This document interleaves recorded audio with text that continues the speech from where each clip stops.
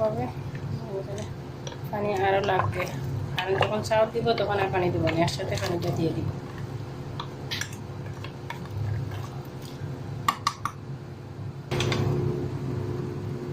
দেখুন আরও পানি দিয়ে দিছি। এখন কুকারটা বন্ধ করে রাখবো 15 মিনিট, বেশি রাখবো না, কষিটা কষনা ছিল, ছোটো ছিল। 15 মিনিট পরে দেখো,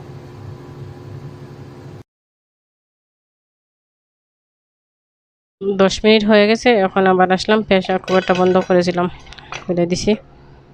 এটা দেখেন কি অবস্থা। এখন আমি চাউল দিয়ে দিব।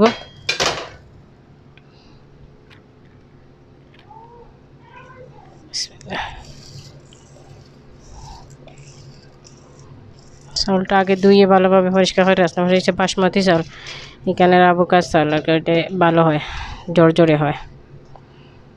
আর মাংস যেহেতু একটু চর্বিযুক্ত, এর জন্য একটু তেলটা কম দিছি। আর নতুন করে পানি দিব না, আগে যে পানি দিছিলাম ওইটাই হয়ে যাবে। এখন একে একে সবগুলো দিয়ে দিব। ওই দেখেন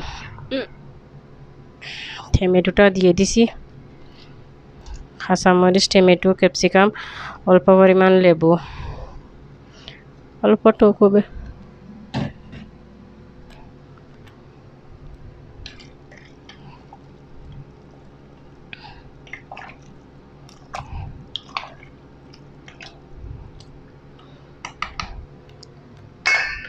এখন আবার কুকারটা বন্ধ করতেছি। চুলার আগুন একটু বেশি দিয়ে থাকবো 5 মিনিট, পরে আবার আঁচ কম দিয়ে রাখবো আরও 5 মিনিট। দেখেন চাবিটা দিয়ে দিছি।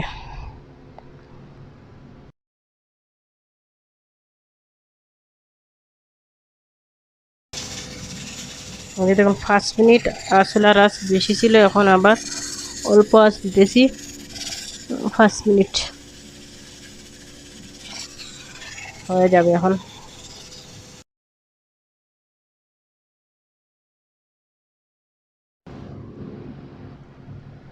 দেখুন তো আমার ক্যাপসাটা হয়ে গেছে।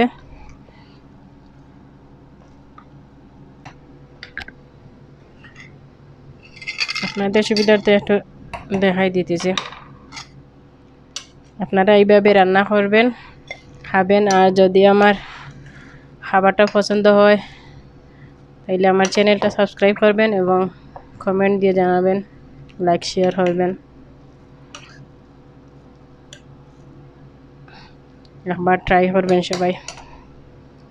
যে দেখুন হয়ে গেছে, দেখেন গোস্তটা একদম নরম ভাঙ্গিয়া হয়ে গেছে, বা একটু জোরে একটু হয়েছে। কারণ আমার বাচ্চা এনেছেন একটু নরম ভালো পায়, এত জোর জোড়া করি না, শক্ত করি না। শক্ত থেকে অল্প পরিমাণ নরম করছি।